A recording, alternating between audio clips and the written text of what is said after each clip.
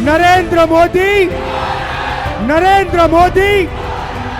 जिस राम मंदिर को भारत में हिंदुत्व सियासत, बीजेपी की इंतखाबी ताकत और राम राज्य के दावों की सबसे बड़ी अलामत बनाकर पेश किया गया, आज वही मकाम एक गहरे मालियाती स्कैंडल की जद में है। जिस मकाम पर आज राम राज मंदिर कायम है, वहां कभी 16वीं सदी की बाबरी मस्जिद मौजूद थी, जिसे 1992 में खबरों, तजज़ियों और कहानियों की दुनिया आपकी समात के लिए जसारत वैस एक हिंदू हुजूम ने मुनहदिम कर दिया था। इस वाक़े के बाद मुल्क भर में फसादात फूट पड़े थे, जिनमें तकरीबन 2000 अफराद, जिनकी अक्सरियत मुसलमानों की थी, हलाक हुए थे। भारत की मुस्लिम अक़लियत और सेकुलर हल्के, जो बरसों से बाबरी मस्जिद के अदालती फैसले और मंदिर की सियासी ब्रांडिंग को खामोशी से देख रहे थे, आज ये सवाल उठाने पर मजबूर हैं कि अकीदत और सियासत के इस बड़े मरकज में आखिर करोड़ों रुपए की खुर्द-बुर्द कैसे हो गई। इल्जामात हैं कि अकीदतमंदों के 7.5 करोड़ रुपए गायब कर दिए गए और इस तनाज़े ने मोदी हुकूमत को एक नए इखलाकी और सियासी बहरान में धकेल दिया है। भारतीय मीडिया की रिपोर्ट्स के मुताबिक ये सिर्फ आम चोरी का मामला नहीं, बल्कि मंदिर के इंतजामी ढांचे की मिली भगत का शाखसाना है।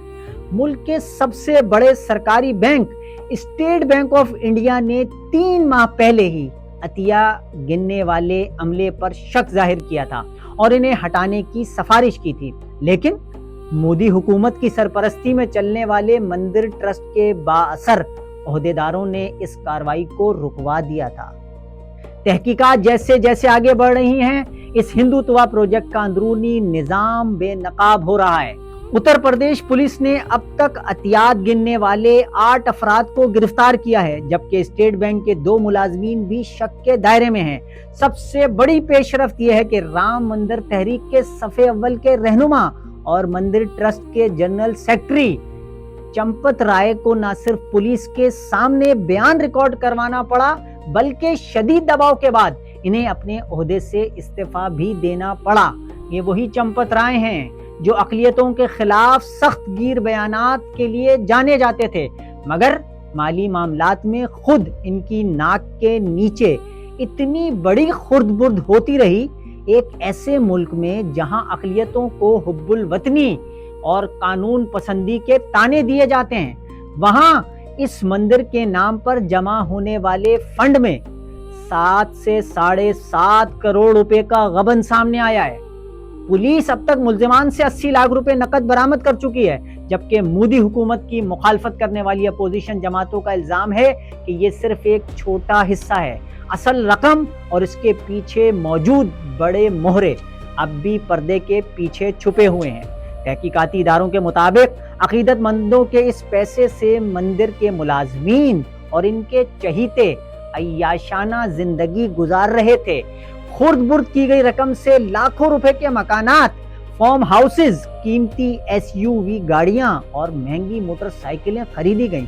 भारतीय मुसलमानों का आम तासुर यह है कि जिस मंदिर की तामीर के लिए पूरे मुल्क में एक जज्बाती माहौल बनाया गया, गरीब हिंदुओं से चंदे मांगे गए, आज इसी पैसे पर चंद मखसूस मरात याफ्ता तबके अय्याशी कर रहे हैं। भारतीय मीडिया ने एक और तल्ख सच्चाई का इंकशाफ किया है कि गिरफ्तार होने वाले बेशतर मुल्जिमान की भर्तियां किसी मेरिट या पुलिस वेरिफिकेशन के बगैर सिर्फ RSS और बीजेपी के रहनुमाओं की सिफारिश पे की गई थी।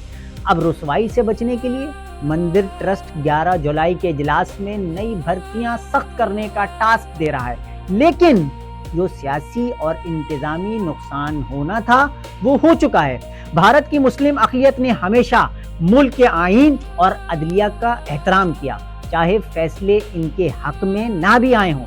लेकिन आज का सेकुलर भारत ये देख रहा है कि जिस राम मंदिर को बीजेपी ने अपनी सियासत का सबसे मजबूत सुतून बनाया था, वो इखलाकी तौर पर कितना कमजोर साबित हो रहा है।